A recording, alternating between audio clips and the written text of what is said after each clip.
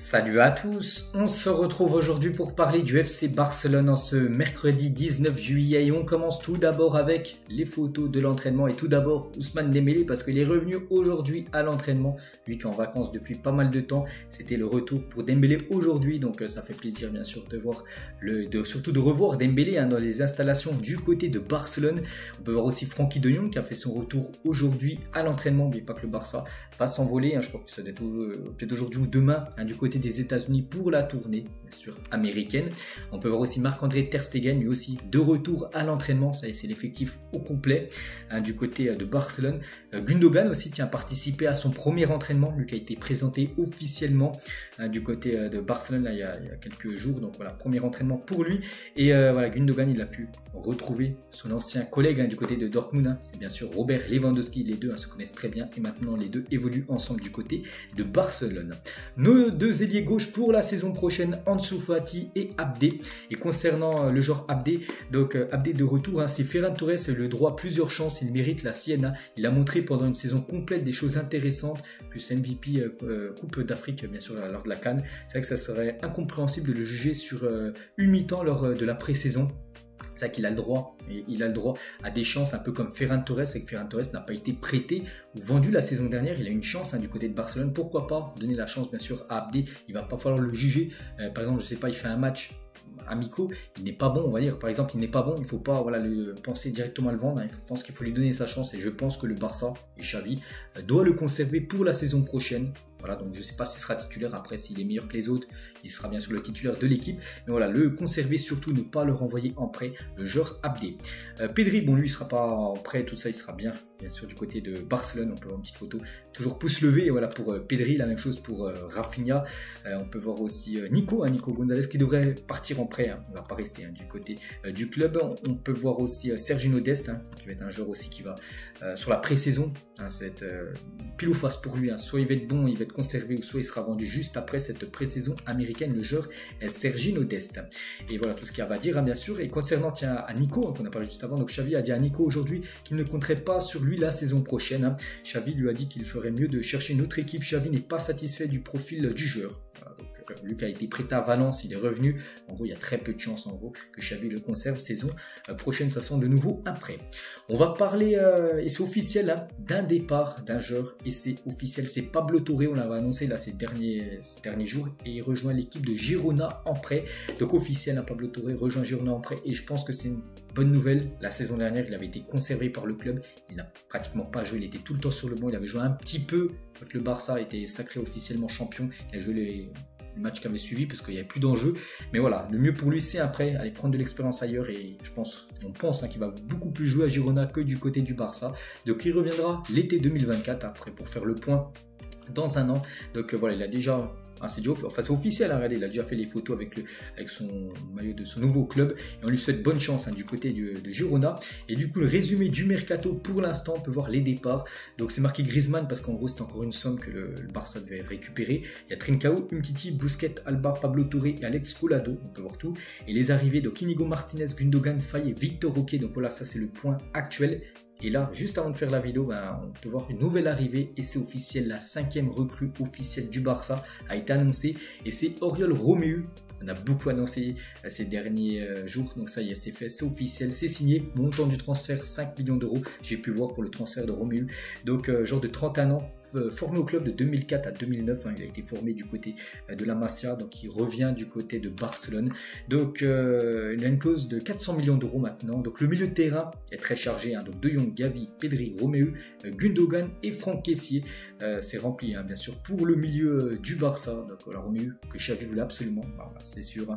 Et c'est un joueur du Barça, donc j'ai pris vraiment les deux infos là juste avant de faire la vidéo. Donc pour l'instant j'ai pas de déclaration de sa part, j'ai pas d'autres infos. On reviendra bien sûr sur la signature officielle de Romeu demain, mais voilà, c'est la 5e recrue du club. Et sa présentation, donc ça se fera pas comme un peu Inigo Martinez ou Gundogan là, dans les installations du Barça, non, vu que l'équipe va aux États-Unis. Donc en gros, ça se fera aux États-Unis, la présentation du nouveau joueur du FC Barcelone. On va parler de Félix, les gars, donc un attaquant portugais, et Félix rêve de jouer du côté du FC Barcelone et ça fait beaucoup parler. Donc j'aimerais jouer pour le Barça, c'est moi. Barcelone a toujours été mon premier choix et j'aimerais rejoindre ce club. Cela a toujours été mon rêve depuis que je suis enfant. Si ça arrive, ça sera un rêve devenu réalité pour moi de jouer du côté du FC Barcelone. C'est son rêve.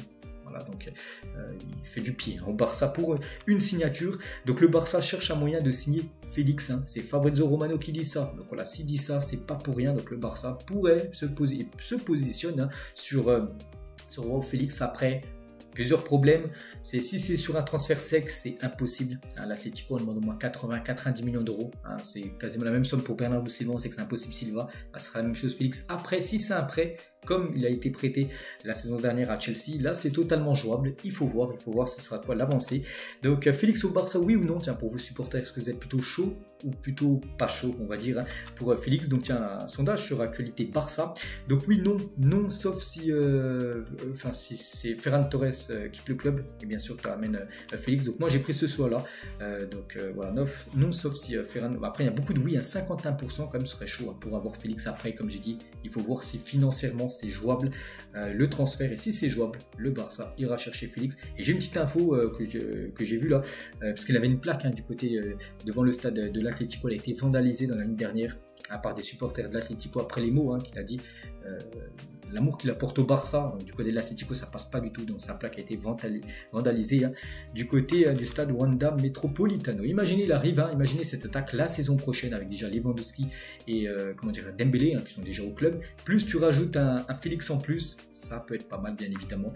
Donc voilà, bon pour l'instant c'est seulement des pourparlers, on commence le dossier, on va dire le feuilleton Félix, on verra ça sera quoi l'issue. Xavi voit Félix aussi compliqué que Silva, je vous ai dit que ça va être compliqué mais pas impossible. Si Xavi devait en choisir un, choisirait Bernardo Silva les yeux fermés. Je pense que oui. Pareil, je pense que tous les fans, vous mettez les deux choix, Silva, Félix. Je pense que tout le monde irait prendre plutôt Silva, mais Félix est une option aussi pour le club.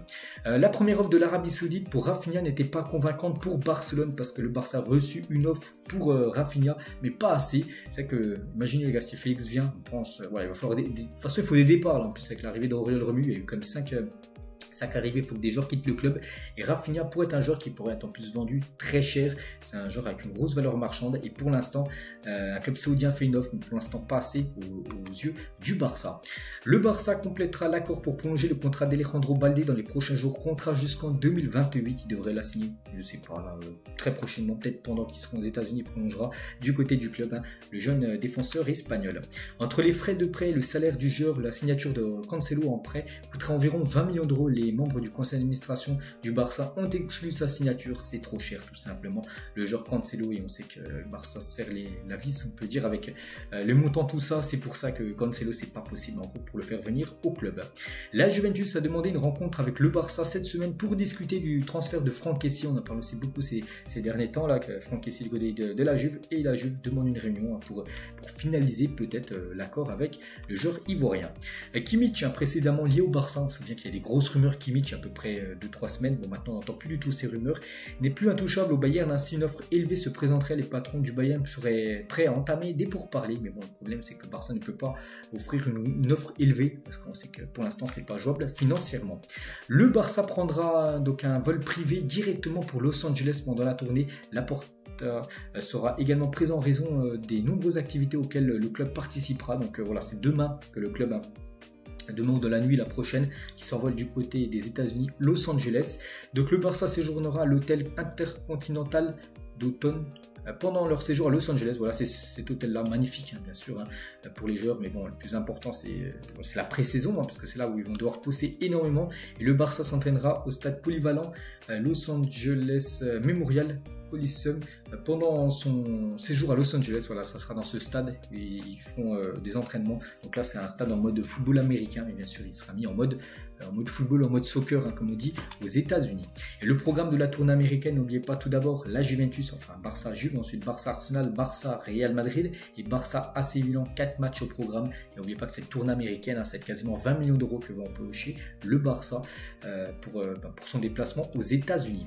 Et les joueurs du Barça porteront le logo Cupra sur leur maillot d'entraînement et d'avant-match pendant la pré-saison aux États-Unis. Je ne sais pas trop ce que c'est, je sais pas si c'est un sponsor, ouais, si ça doit être un sponsor Cupra.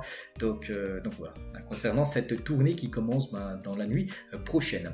Des nouvelles de Jordi Alba, ancien joueur du Barça, je vous ai dit, dès que j'ai des nouvelles concernant son futur, je vous le dirai, il devrait rejoindre l'Inter Miami, c'est quasiment fait. Il devrait rejoindre deux anciens joueurs du Barça, Léo Messi et Sergio Busquets, qui étaient ensemble à l'entraînement. Donc Alba devrait faire la même chose. Et aussi un autre joueur, aussi Luis Suarez, aussi ancien joueur du Barça, devrait également partir du côté de l'Inter Miami. On finit avec ça, donc j'espère que ça vous a plu cet épisode avec une nouvelle recrue, un départ avec Félix aussi qui est pressenti. C'est qu'aujourd'hui il y a pas mal d'infos concernant le club. Allez, moi je vous laisse, je vous souhaite un bon mercredi et à demain.